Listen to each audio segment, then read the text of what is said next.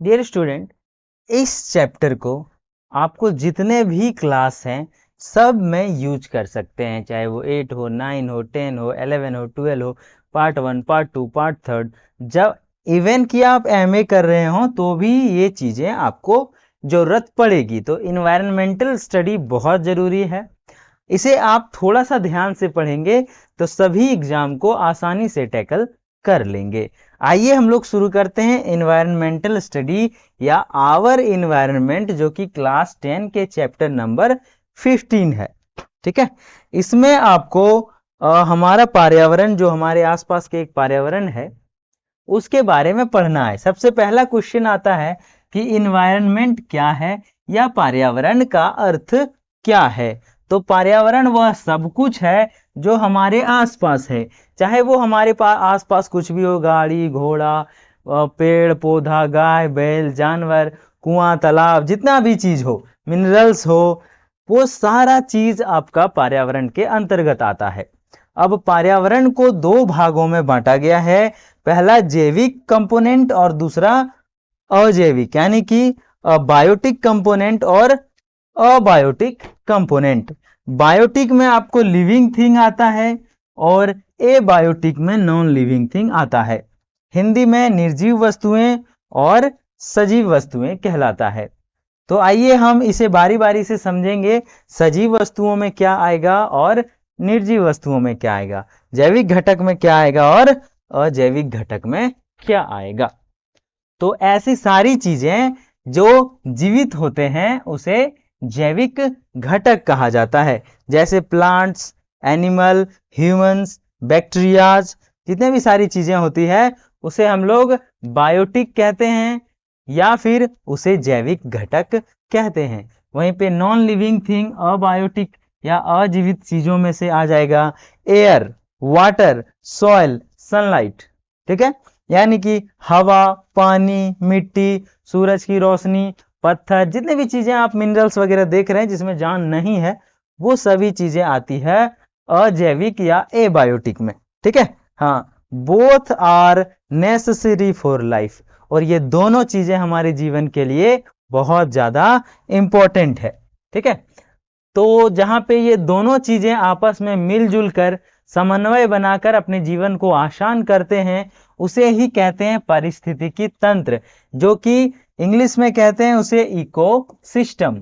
और इकोसिस्टम, ये क्वेश्चन बहुत ज्यादा इंपॉर्टेंट है क्योंकि हमने बताया सभी क्लास में ऐसे क्वेश्चंस पूछे जाते हैं जिसमें पारिस्थितिकी तंत्र के क्वेश्चन आपको लगभग सभी क्लास में पढ़ना है।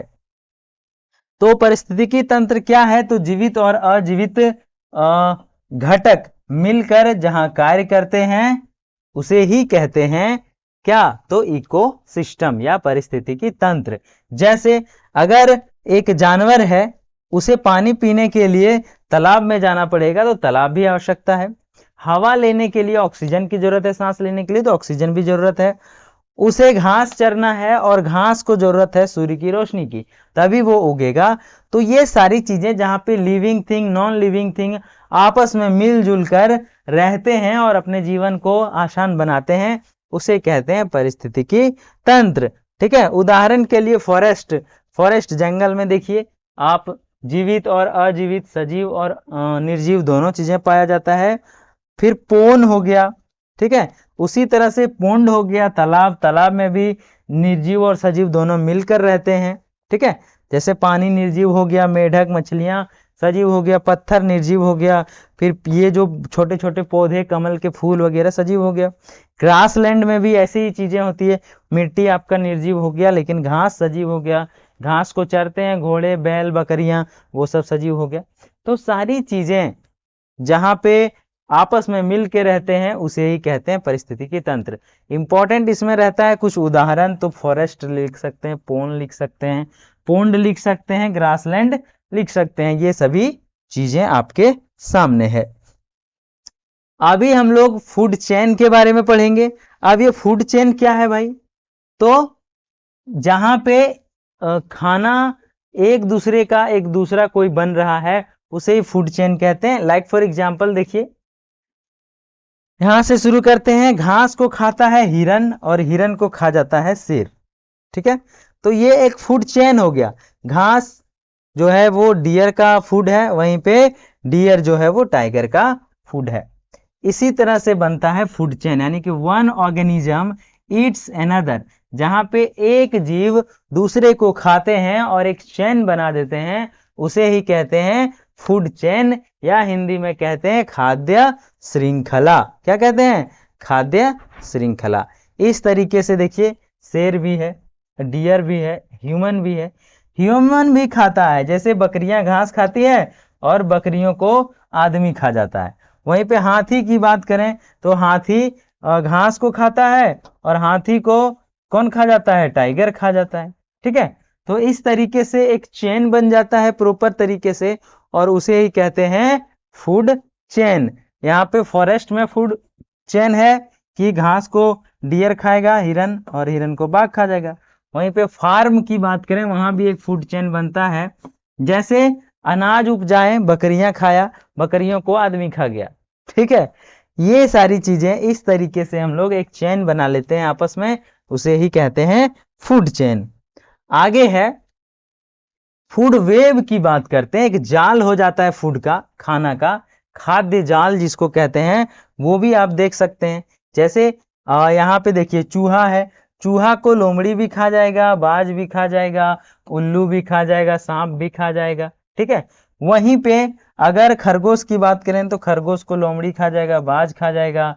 वहीं पे हिरन की बात करें तो हिरन को लोमड़ी खा जाएगा, हिरन को मरने के बाद बाज भी खाता है।